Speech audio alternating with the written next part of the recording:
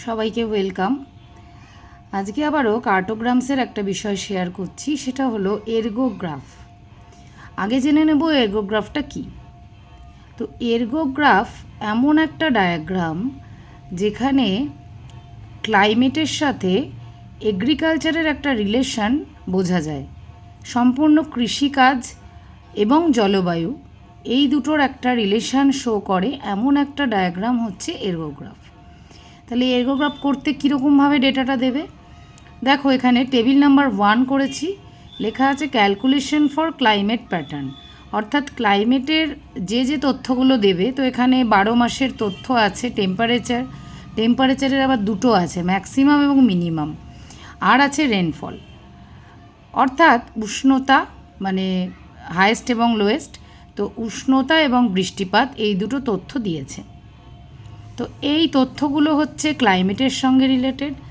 আর table number 2তে দেখো লিখেছি calculation for crop pattern. Crop মানেই বিভিন্ন ফসল, শস্য, অর্থাৎ এগ্রিকালচারের ব্যাপারটা এসে গেল। তো সেই টেবিলটা আমরা আলাদা করব, যেখানে কি থাকবে, বিভিন্ন ক্রপের নাম থাকবে। এখানে আউশ, আমন, হুইট, পটেটো এগুলো আছে, যা খুশি থাকতে পারে।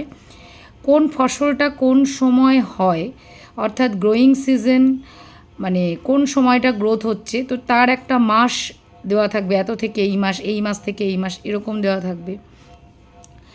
এখানে 2-3 রকম থাকতে পারে, যে কখন বপন হচ্ছে, কখন রোপণ হচ্ছে, কখন কাটাই হচ্ছে। তো এই রকমভাবে এই শুধু একটা না থেকে 2-3টে দিতে পারে, যে এই মাসে বীজ বপন এত থেকে এই মাস, আবার হয়তো কাটিংটা দেখা যাচ্ছে এই থেকে এই মাস। তো এরকমভাবে একটা তথ্য দিতে পারে। আর দিয়ে দিয়েছে পার্সেন্টেজ অফ শোন এরিয়া, অর্থাৎ এই যে ফসলটা এই থেকে এই মাসে যে চাষ হচ্ছে, কতটা জমিতে চাষ হচ্ছে সেই পরিমাণটা দিয়ে দিয়েছে। তো এই হচ্ছে আমার পরীক্ষার প্রশ্নে দেবে, এর বাইরে কিন্তু দেবে না। তো এইভাবে আমরা ক্যালকুলেশন টেবিল করব। আমি অনেক সময় দেখি স্টুডেন্টরা এরকম ক্যালকুলেশন টেবিল না করে মুখে মুখে কোনো রকমভাবে করে ছবি করে দেয়। তো সেটা প্রপার প্রসেস নয়। আমার মনে হয় এইভাবে ক্লিয়ার করে ক্যালকুলেশন পার্টটা করা উচিত। অর্থাৎ এখানে যে একটা স্কেল ধরবো, সেই স্কেল দিয়ে এগুলোকে যে ভাগ করব, তা ভাগ করে আমি রাফ জায়গায় মুখে মুখে লিখে রাখতেই পারি, কিন্তু এখানে ক্লিয়ার কাট টেবিলে যদি আমি জিনিসটা লিখে দিই, টিচারের ক্ষেত্রেও বুঝতে সুবিধা, আমার নিজের কাছেও সুবিধা, এবং জিনিসটা অনেক বেশি ক্লিয়ার কনসেপ্ট প্রকাশ করে। ছবিটাও সুন্দরভাবে আঁকা যায়, বারবার পাতা উল্টাতে হয় না। এবার তাহলে আমাদের এই ক্যালকুলেশনটা কমপ্লিট করতে হবে। তাহলে যে ডেটাগুলো দেবে তার জন্য আমরা একটা স্কেল ধরবো এবং স্কেল অনুযায়ী এগুলোকে ভাগ করে মান বের করব, যেগুলো সেন্টিমিটারে বেরোবে। ওই জন্য এই লাস্টের ঘর দুটোতে আমি সেন্টিমিটার কথাটা লিখেছি, কারণ সেমিতে না করলে আমরা কিন্তু ছবিটা আঁকতে পারবো না। আর আমরা আঁকার জন্য সেমি সবসময় ব্যবহার করি, ইঞ্চিতে তো ঝট করে আমরা ট্রান্সফার করি না, তাই জন্য এটা সেমিতে রয়েছে। তো এটাই কার্টোগ্রামস করা হয় এভাবে। তো এখানে আমি স্কেল কিভাবে ধরবো, তোমরা আগেও কার্টোগ্রামস শিখেছো। তো হায়েস্ট আর লোয়েস্ট অনুযায়ী স্কেল ধরতে হয়, এগুলো যাতে আমার আঁকতে সুবিধা হয়। তো মোটামুটি আমি 10ও ধরতে পারি। ধরো এগুলো যদি 10 ধরি, যা সব ডিজিট আছে সবই 2 পয়েন্ট সামথিং, 2.2, 2.9 এরকম আসবে।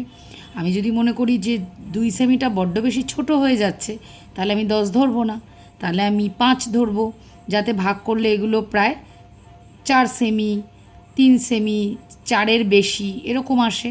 তো সম্পূর্ণ স্কেল চয়েসটা আমার নিজের ওপর, ছবিটা দেখতে যাতে ভালো লাগে। কারণ আমায় মাথায় রাখতে হবে যে 0 লাইন থেকে ছবি ওপরের দিকে আঁকবো।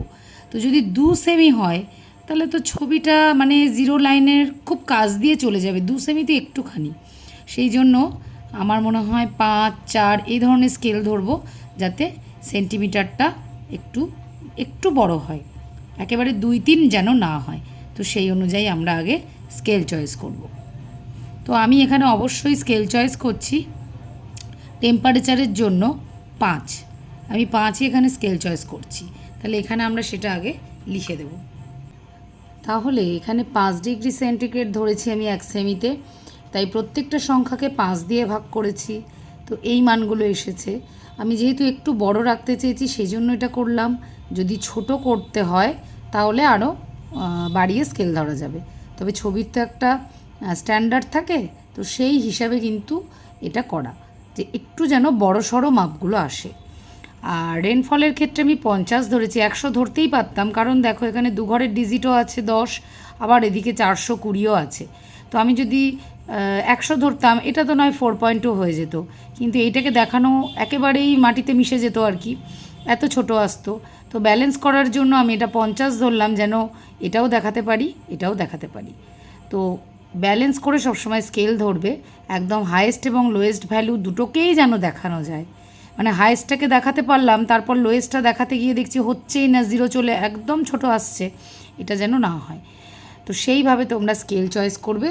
তো স্কেল চয়েস করে দেখো ফার্স্ট টেবিলের মান সব বার করে ফেলেছি, পরিষ্কার আমার লেখা থাকলো, যেটা দেখে দেখে আমার ছবি করতে খুব ইজি হবে এবং টিচারেরও জিনিসটা সুবিধা হবে। আর সেকেন্ড যে টেবিলটা, সেই টেবিলে দেখো আমি এখানে 30 ধরেছি। এই যে পার্সেন্টেজ, এটাকে যে স্কেলে ফেলবো, তো 30% ধরেছি। এখানে মনে রাখবে যে মানগুলো যেন খুব বেশি চওড়া না আসে। এই যে পার্সেন্টেজ যেগুলো বেরোচ্ছে, এর যে মানগুলো বেরোবে, এটা দিয়ে কিন্তু একটা চওড়া ব্যাপার হবে ছবিতে। তাই 2 সেমি 3 সেমি চওড়া যদি হয়ে যায়, ছবিটা বাজে দেখতে লাগবে।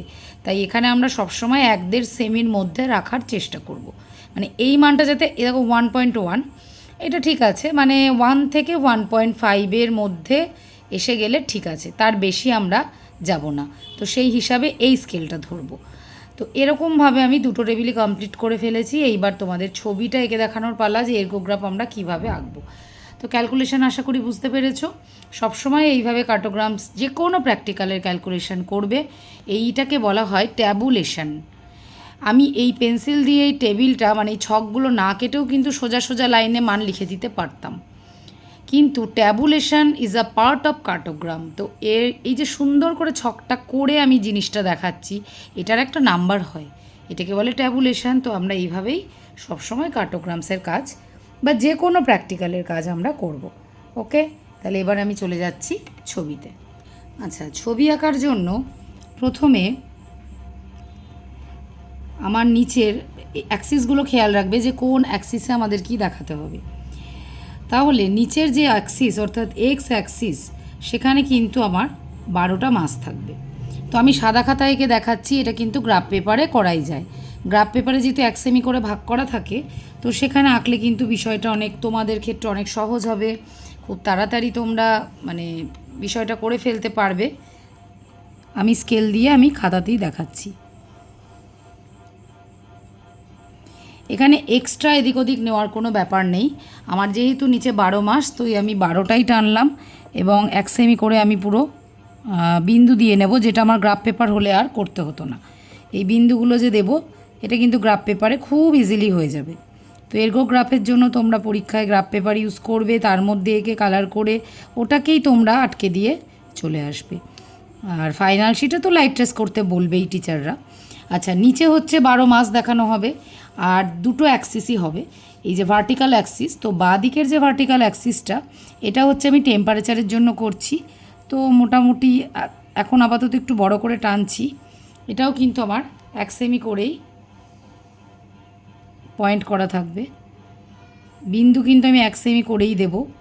ওখানে আমার মোটামুটি 8 সেমি প্রায় হয়েছিল, তো তার থেকে একটু বেশি আমরা রাখবো। নিচে 12 মাসের বেশি এক্সট্রা রাখা যাবে না, কিন্তু ওপরে কিন্তু আমরা একটু এক্সট্রা রাখতে পারি। আর ডান দিকে অ্যাক্সিস কিসের জন্য করছি? এটা করছি হলো রেইনফলের জন্য। আমি 10 করেই টানলাম দুদিকই, যাতে দেখতে ছবিটা সুন্দর লাগে। ডান দিকের অ্যাক্সিসে হচ্ছে আমরা রেইনফল দেখাবো। ব্যাস, এরকম একটা পজিশান আমার আসবে। এবার আমি দাগ দিয়ে আগে কোনটা কি সেটা আগে লিখে নেব। তো লেখালেখিগুলো আমি কিন্তু ব্ল্যাক পেনেই করছি। পরীক্ষাতেও বলবো লেখালেখি তোমরা সবসময় ব্ল্যাক পেনেই করবে। আচ্ছা, এই যে 1 সেমিতে 1 সেমিতে আমি দাগ দিলাম, এই মিডল জায়গাগুলো হচ্ছে আমার মাস, অর্থাৎ জানুয়ারি, ফেব্রুয়ারি, এইগুলো হচ্ছে আমার এই মিডল জায়গাগুলোতে লিখবো, মানে 1 সেমির মাঝখান করে। ভিডিওটা শর্ট করার জন্য আমি একটু কেটে কেটে দেখাচ্ছি, নাহলে প্রত্যেকটা লেখা দেখাতে গেলে অনেকটা লেন্দি হয়ে যাবে। তো বুঝতে পারছো এবার, নিচে আমি 12 মাসের নাম লিখেছি, মাঝখানে মাঝখানে লিখেছি, দাগে দাগে কিন্তু লিখিনি, কারণ এই 1 সেমি মানে জানুয়ারি মাস বোঝানো হচ্ছে। আর বাঁদিকে আমি কি লিখেছি, পুরো 50 পর্যন্ত নিয়েছি, একটু এক্সট্রা আমার আছে হায়েস্ট 40, আমি একটু বেশি নিয়েছি, 5 করে নিয়েছি, এটা হচ্ছে টেম্পারেচারের জন্য। আর ডান দিকে দেখো 50 করে স্কেল ধরেছিলাম, এটা হচ্ছে বৃষ্টিপাতের জন্য। এবার এখানে আমি কি আঁকবো, এখানে যেটা আঁকবো সেটা তোমরা 11-12-এ শিখেই আসো, সেটা হচ্ছে উষ্ণতা, বৃষ্টিপাত, লেখচিত্র। অর্থাৎ উষ্ণতার লাইনগুলো আমরা এরকম রেখার মাধ্যমে দেখাবো, আর বৃষ্টিপাতগুলো বার গ্রাফের মাধ্যমে দেখাবো, অর্থাৎ স্তম্ভ, যে 1 সেমিতে 1 সেমিতে যে স্তম্ভগুলো উঠবে। তো সেইভাবে আমরা এখানে ছবিটা আঁকবো। তো একটা দেখাই, গ্রাফ হলে কেন সুবিধা বলি, এইটা তো পুরো ছক্কাটা থাকবে। তো আমি যখন উষ্ণতাগুলো এখন প্লট করব জানুয়ারি মাসেরটা, আমি কিন্তু 1 সেমির মাঝে যে 0.5, সেই 0.5 বরাবর প্লটিংগুলো করব, বিন্দুগুলো। সাদা খাতায় কিন্তু একটু অসুবিধা, কারণ 0.5 বরাবর তোমায় দেখে করতে হবে। ওই জন্য বারবার বলছি তোমরা গ্রাফ পেপারে করবে। আমি গ্রাফ পেপারে ছবিটা কেন দেখালাম না, কারণ গ্রাফ পেপারের কালারটা তো সবুজ, ওটা ছবিতে না, যখন আমি ভিডিও করব এত হেজি লাগবে, আর প্রত্যেকটা ঘর এত ঘন ঘন, তোমরা কিছুই বুঝতে পারবে না মাপগুলো। ওই জন্য আমি সাদা খাতায় দেখাচ্ছি, কিন্তু তোমরা অবশ্যই প্রসেসটা দেখে নিয়ে গ্রাফ পেপারে আঁকবে। ওকে, তাহলে এবার আমি প্লটিংটা স্টার্ট করি। তাহলে প্রথমে দেখে নেব জানুয়ারি মাসে কত ছিল। 7.2 ম্যাক্সিমাম আর মিনিমাম 4। তো দুটো একসঙ্গে প্লট করব না, তাহলে বিন্দু গায়ে গায়ে লেগে একদম বিচ্ছিরি হয়ে যাবে। তো আমরা কিন্তু শুধু ম্যাক্সিমামগুলো আগে প্লট করব। তাহলে 7.2, তারপরটা 7। কীভাবে করছি দেখাই, একটা দেখিয়ে দিই, তাহলে বুঝতে পারবে। তাহলে 1 সেমির মাঝখানে হচ্ছে 0.5, এই 0.5 বরাবর আমরা 7.2 উঠব। একবারে 7.2ই আমি এখানে বসিয়ে নিলাম। এই যে 35 মানে 7 সেমি, আর 0.2, অর্থাৎ 7.2তে আমরা একটা বিন্দু দেব। এই যে একটা বিন্দু দিলাম। ফেব্রুয়ারি মাসে আছে 7।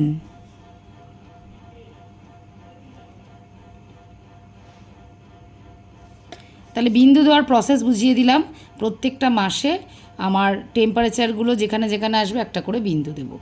আর বৃষ্টিপাতটা কেমন দেবো সেটা দেখাই। প্রথমে আছে 0.9 সেমি জানুয়ারিটা, অর্থাৎ এটা তো 1 সেমি মাপ, এই জায়গাটা 1 সেমি মাপ। তাহলে এখান থেকে আমি এখানে তো টানাই রয়েছে, আমি এখান থেকে 0.9 আমি টানবো। তোমরা যদিও এগুলো জানো, আমি একবার তাও মানে স্মৃতিচারণা করার জন্য ব্যাপারটা দেখিয়ে দিচ্ছি, কারণ এটা আঁকতে তোমরা সবাই পারো। এই যে বারগ্রাফ, এই একটা স্তম্ভ হয়ে গেল যে এতটা বৃষ্টি হয়েছে জানুয়ারিতে, এইভাবে পরপর পরপর হবে। আমি এঁকে তারপর দেখাচ্ছি। তো দেখো ছবিটা এবার বুঝতে পারছো, বৃষ্টিপাতগুলোকে এইভাবে স্তম্ভ করে নিয়েছি, যেটা গ্রাফে তোমাদের সুবিধা হবে। আর ম্যাক্সিমাম আর মিনিমামটাকে অনেক বিন্দু দিয়ে নিয়েছি। তো আমি পেন্সিল দিয়ে হালকা করে জয়েন করেছি, তাও আর একবার তোমাদের দেখাচ্ছি। স্মুথ হ্যান্ডে জয়েন হবে, অর্থাৎ মানে কোনো মানে মাথাগুলো যে সুচালো মতো ওরকম হবে না। তো উষ্ণতা সবসময় লাল কালি দিয়ে দেখাতে হয়, তাই আমি রেড কালি ইউজ করছি। শুরুটা একটু উঁচু থেকে স্টার্ট করছি।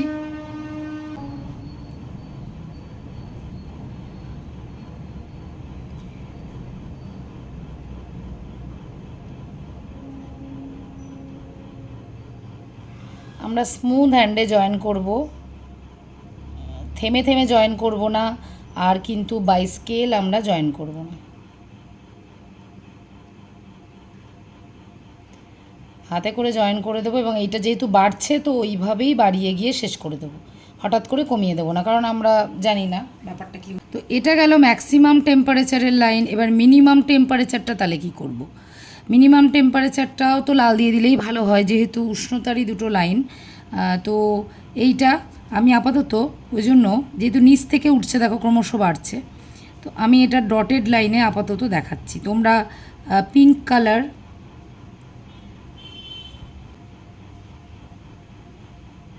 আচ্ছা এই যে বিন্দুটা, এই বিন্দুটা দুটোতেই সেম এসেছে, তাই এই বিন্দুটাকে কিন্তু এবার আমরা টাচ করব, একই বিন্দু দুটোর ক্ষেত্রেই। তারপর আবার এখানে চলে গেল। আমি এটা ব্রেকিং লাইনে দেখাচ্ছি তোমাদের, দুটোই রেড দেবো বলে। তোমরা এখানে গোলাপি বা অরেঞ্জ এই ধরনের কালার ইউজ করতে পারো, তবে বেটার হয় যদি রেডই দাও, কারণ উষ্ণতা তো উষ্ণতা রেড দিয়ে দেখাতে হয়। দুটোই তো আর একদম লাইন সিঙ্গেল টানা যাবে না, তাহলে আর পার্থক্য থাকবে না, কারণ আমাকে ইন্ডেক্স করতে হবে।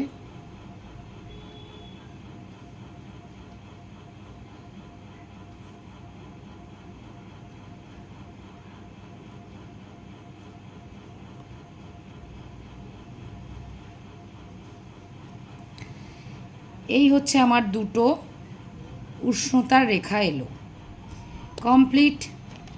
তাহলে উষ্ণতার রেখা যখনই আমার কালার দেওয়া হয়ে গেল, আর এই বৃষ্টিপাতের টেরাম পেন্সিল কালার তোমরা ভরাট করে দেবে একদম সুন্দর করে। এটা কিন্তু পুরো বৃষ্টিপাতটা আমার কালার হয়ে যাবে। এটা পুরো কালারফুল একটা ডায়াগ্রাম, সুন্দর লাগবে। তো যখন ফাইনাল শিট করবে এগুলো বলবে ফুজি কালারে করতে।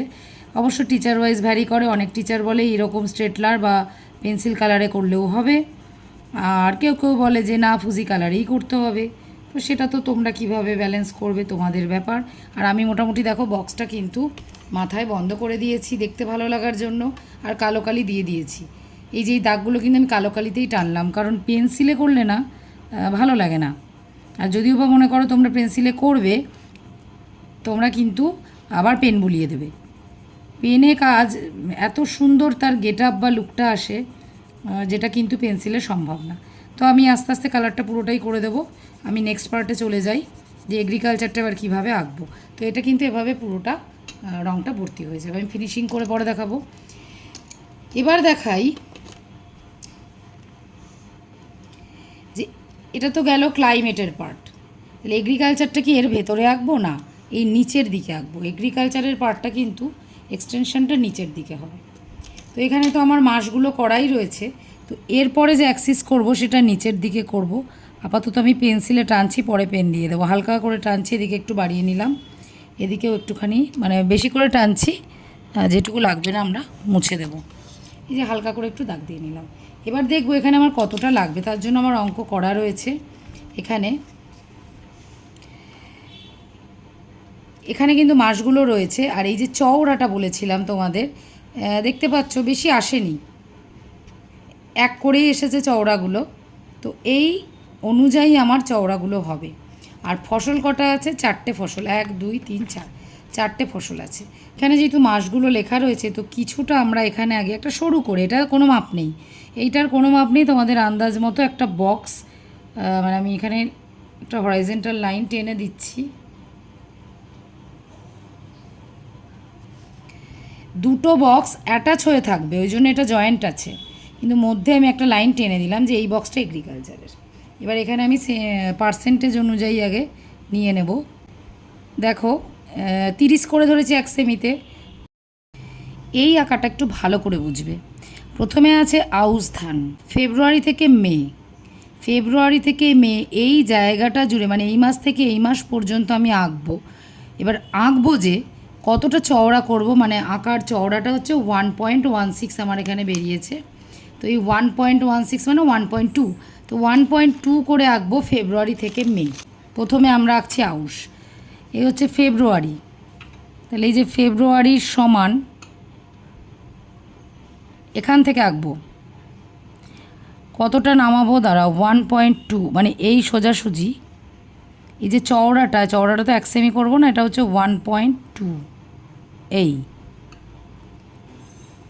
এই হচ্ছে 1.2। ফেব্রুয়ারি থেকে মে, ফেব্রুয়ারি মার্চ এপ্রিল মে এই পর্যন্ত কিন্তু আমার আছে আউশ ধান। অর্থাৎ এটাকে কিন্তু আমি এখন 0 ধরছি, আমি কিন্তু এই লাইনটাকে আর 0 ধরে আঁকছি না, এই লাইনটাকে 0 ধরছি না, এইটাকে 0 ধরছি, এবং ওই জন্য আমি এই লাইনটা টেনে নিয়েছি। তো এই মেয়ের সোজাসুজি আবার আমি 1.2 টেনে দেব। আমি পেনে দেখাই, তাহলে তোমরা বুঝতে পারবে। এই যে চাষটা হচ্ছে, আমি একটুখানি পেন দিচ্ছি।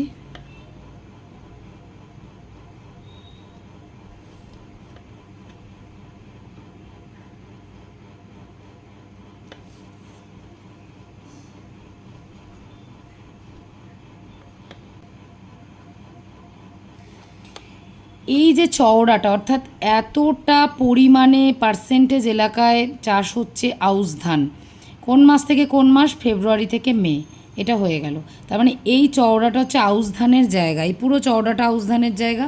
এই আউশেরই যদি আবার কাটাই ছাটাই বপন কিছু দেয়, তো এই সোজাসুজি আমরা করব, মানে প্রথম রোটা আউশের। এরপর যখন আমন ধান করবো, আমি এই জায়গাটা ছেড়ে এর পরে করব, নিচের দিকে বাড়বে, ওই জন্য আমি বড় দাগ টেনে রেখেছি, আগেই কিছু করিনি, আমি বড় দাগটা টেনে রেখেছি। তাহলে এইটা হয়ে গেল আমার আউশ। আচ্ছা, আমন ধান আছে হচ্ছে এপ্রিল থেকে জুন, এপ্রিল থেকে জুন মানে এই যে এপ্রিল, এবার কিন্তু এর নিচ থেকে আঁকবো, মানে আমি জিরোটা এই আমনের এইখানে জিরোটা ধরছি, এখান থেকে করব, এই জিরো লাইনের আর ভ্যালু নেই। তো এপ্রিল থেকে জুন 1 সেমি চওড়া করব, এপ্রিল থেকে এদিকে হচ্ছে জুন, এই সোজাসুজি 1 সেমি নামিয়ে দিলাম। এই যে বক্সটা হচ্ছে, এই বক্সটা হচ্ছে আমন ধানের, অর্থাৎ আউশের পরের থেকে আমন, সেই বারগ্রাফের মতোই বিষয়টা হচ্ছে, আউশের পরের থেকে হচ্ছে আমার আমন। এই যে এপ্রিল থেকে জুন, এই জুনের সোজাসুজি কিন্তু দাগ নামছে।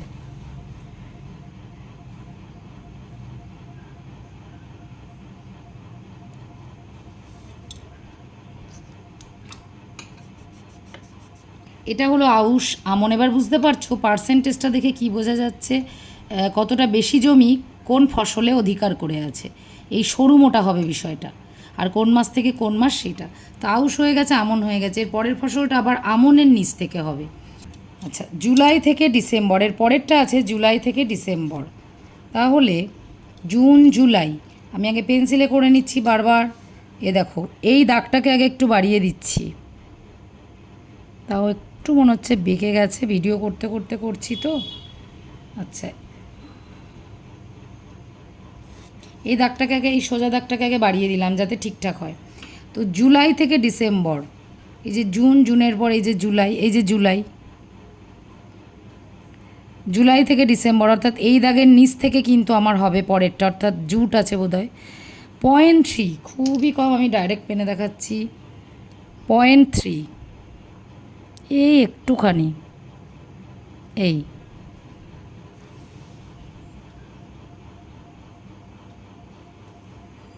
একদম ডিসেম্বর পর্যন্ত চলে গেল।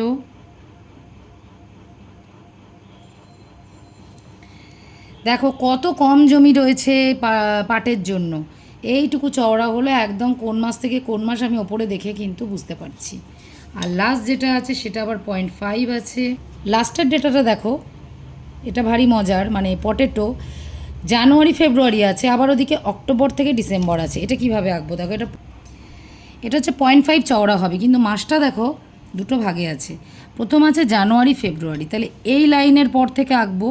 সেই জন্য আমি একটা হালকা করে পেন্সিলে দাগ দিয়ে নিচ্ছি। এইগুলো এখন খাতা বলে দিতে হচ্ছে, বুঝেছো? এগুলো গ্রাফ পেপার হলে তোমাদের অসুবিধা হবে না। এই দাগের নিচে কিন্তু আমি আঁকবো পটেটো, এই লেভেলের নিচে, কারণ 4টে ফসল যেন এক লাইনে না চলে আসে, এটাই তোমাদের মনে রাখতে হবে। আর পার্সেন্টেজ অনুযায়ী চওড়াটা হবে। তাহলে জানুয়ারি ফেব্রুয়ারি একটু আছে 0.5, আমি কিন্তু এই দাগের সঙ্গে এই দাগটা মিলিয়ে বসিয়েছি 0.5।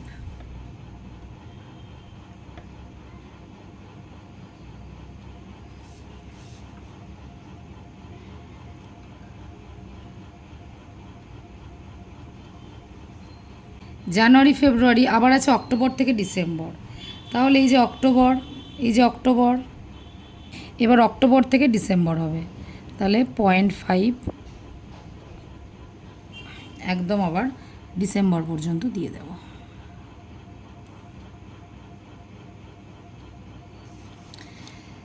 আউশ আমন, এইটা হচ্ছে জুট ছিল, আর এটা হচ্ছে পটেটো। এবার এগুলো সমস্ত কালার হয়ে যাবে। প্রত্যেকটা ফসল কিন্তু আমাদের আলাদা আলাদা কালার হবে, প্রত্যেকটা ফসল আলাদা কালার হবে, ইন্ডেক্স হবে। তারপর আমি লেখালেখি কমপ্লিট করে তোমাদের একবার বিষয়টা দেখিয়ে দিচ্ছি। সম্পূর্ণটা কমপ্লিট।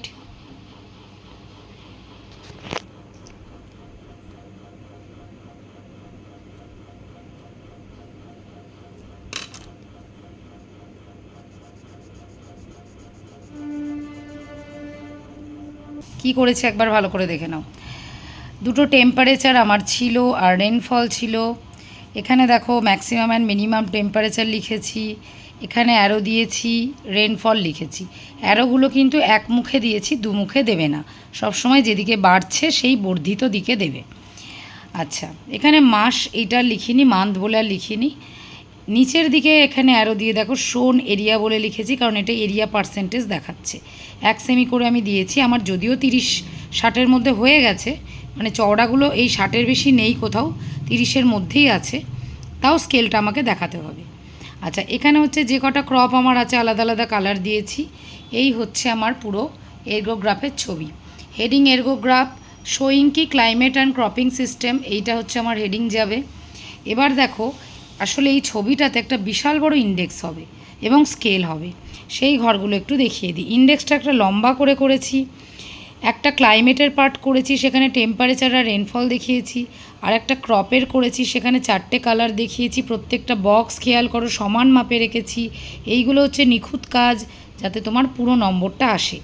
তো ক্রপ প্যাটার্নে আমি কি লিখেছি, ক্রপগুলো লিখেছি। এখানে দেখো ভুল হয়েছে, ইচ্ছে করে এটা রেখেছি তোমাদের বলার জন্য যে ভুল হয়েছে আমি কিন্তু কেটে দিয়েছি। এখানে কোনো হোয়াইটনার অ্যালাউ নয়, বোর্ড এক্সামে কোনো হোয়াইটনার অ্যালাউ নয়, তো আমি নাম কেটেই রেখেছি, তাতে কোনো অসুবিধা নেই। এটা ফাইনাল শিট হলে হয়তো একটু রং টং দিয়ে দেওয়া যেত, কিন্তু পরীক্ষার খাতায় কোনো অসুবিধা নেই। ওই জন্য আমি এটা বলবো বলে আমি আর কিছু করলাম না, ইচ্ছে করে দেখালাম। এখানে একটা স্কেলের ঘর করেছি। এবার দেখো ভার্টিক্যাল স্কেল কিন্তু অ্যাকচুয়ালি 3টে, টেম্পারেচার, রেনফল, আবার এখানে একটা এরিয়া আছে, তো ওই জন্য 3টেই ভার্টিক্যাল স্কেলে লিখেছি। এরিয়া বলে এটা উল্লেখ করে দিয়েছি, তোমরা এগুলো টেম্পারেচার আর রেনফল বলে উল্লেখ করতে পারো। আর হরাইজেন্টাল হচ্ছে 1 সেমিতে একটা করে মাস দেখানো হয়েছে। তো এই ছবিটাতে লেখালেখি অনেক বেশি, কারণ একটা বড় ছবি, তাই না, ওই জন্য লেখালেখি অনেক বেশি। তাহলে বোঝা গেল ক্লাইমেটের সঙ্গে ক্রপের একটা রিলেশন আমরা শো করলাম। এটা থেকে আমরা বুঝতে পারছি কোন ফসলটা কোন মাস থেকে কোন মাস চাষ হয়েছে, কতটা পরিমাণ জমিতে চাষ হয়েছে, আর তার একটা সুন্দর ইন্ডেক্স। এবং এটার ইন্টারপ্রিটেশন তোমরা কি লিখবে, যেখানে একটা এরগোগ্রাফ রেডি করা হয়েছে সেখানে দেখা যাচ্ছে ম্যাক্সিমাম টেম্পারেচার কোন মাসে বেশি কোন মাসে কম, এই কার্ভ দেখে বা ডেটা দেখে লিখে দেবে। মিনিমাম টেম্পারেচার কোন মাসে বেশি কোন মাসে কম, বৃষ্টি সবথেকে অক্টোবরে কম, আর এখানে হচ্ছে জুনে বেশি, এইভাবে উল্লেখ করে করে বাংলায় লিখে দেবে। ইংরাজিতে পারলে ইংরাজিতে, বাংলায় লিখে দেবে, কোনো অসুবিধা নেই। বাংলা ইংরাজি যাতেই লেখো সব পূর্ণ নম্বর তোমাদের দেওয়া হবে। আর এখানেও লিখে দেবে। এবং এই জলবায়ু অনুযায়ী দেখা যাচ্ছে সবথেকে বেশি চাষ হচ্ছে আউশ ধান, এই মাস থেকে এই মাস। তারপরে দ্বিতীয় পজিশানে রয়েছে আমন ধান, যেটা তার থেকে একটু কম জমিতে চাষ হচ্ছে, বা এত % জমিতে চাষ হচ্ছে এই মাস থেকে এই মাস। আর সবথেকে কম জমি দখল করে আছে পাট, আর পটেটো একটু বেশি। তো এই ছবিতে তোমরা যা দেখছো সেইগুলোই শুধু ইন্টারপ্রিটেশানে কিন্তু উল্লেখ করবে। বোঝা গেল? এবার আর একটা জিনিস আমি বলবো, বিষয়টা সেটা হচ্ছে, আমি তো একটা ডেটা দিয়ে ছবিটা দেখালাম, তোমরা যখন এরগোগ্রাফ করবে সেখানে আরও একরকম ডেটা থাকতে পারে। এখানে বলি, এখানে এর সঙ্গে অনেক সময় হিউমিডিটি দিতে পারে। এই যা দিয়েছি 3খানা, এর সঙ্গে এক্সট্রা যদি একটা থাকে সেটা হিউমিডিটি দিতে পারে। হিউমিডিটি দিলে সেই হিউমিডিটিটাও এখানে দেখাতে হবে একটা রেখা দিয়ে। যদি এই স্কেলে অ্যাটাচ হয়ে যায় তাহলে এইখানেই দেখিয়ে দেবো, নাহলে আবার একটা বক্স আলাদা করে সেখানে হিউমিডিটি দেখাতে হবে। মানে চেষ্টা করব এর ভেতরে ঢুকিয়ে দেওয়ার, মানে একই স্কেল ফেলে দিলে অসুবিধা হবে না। সেটা হিউমিডিটির জন্য যদি আমি এই 5 করেই ধরতাম, তাহলে আমার এখানে অন্য একটা কালি দিয়ে আমি হিউমিডিটি দেখিয়ে দিতাম। এক স্কেল হলে কোনো অসুবিধা নেই, যদি আলাদা স্কেল ধরতে হয় তাহলে এর ওপরে আবার একটা বক্স করতে হবে। মানে এটা যেমন একটা আলাদা বক্স করলাম, এটা একটা বক্স, হিউমিডিটির একটা আলাদা বক্স। ক্লাইমেটে যদি আর কিছু দেয় তাহলে হিউমিডিটি দেবে, তাছাড়া আর কিছু দেওয়ার নেই। দুটো টেম্পারেচার, রেনফল এটা কমন, এর সঙ্গে হিউমিডিটি অনেক সময় দেয়, এটা বলার ছিল। আর একটা হচ্ছে ফসলের, এখানে আমার শুধু শোন এরিয়া দিয়েছে। অনেক সময় থাকে কি, এই বপন ছাড়াও বললাম তো কাটিং, মানে হারভেস্টিং, কাটিং অথবা সিডিং, এরকম বিভিন্ন থাকে। তো আমি বলতে চাইছি, যদি আমার ডেটাটা এরম থাকতো যে আউশ ধানের একটা হচ্ছে শোয়িং, একটা হচ্ছে হারভেস্টিং, একটা হচ্ছে কাটিং, 3 রকম থাকতো, তখন আমি কি করতাম? এই আউশ ধানের লাইনেই তো আমাকে আঁকতে হতো।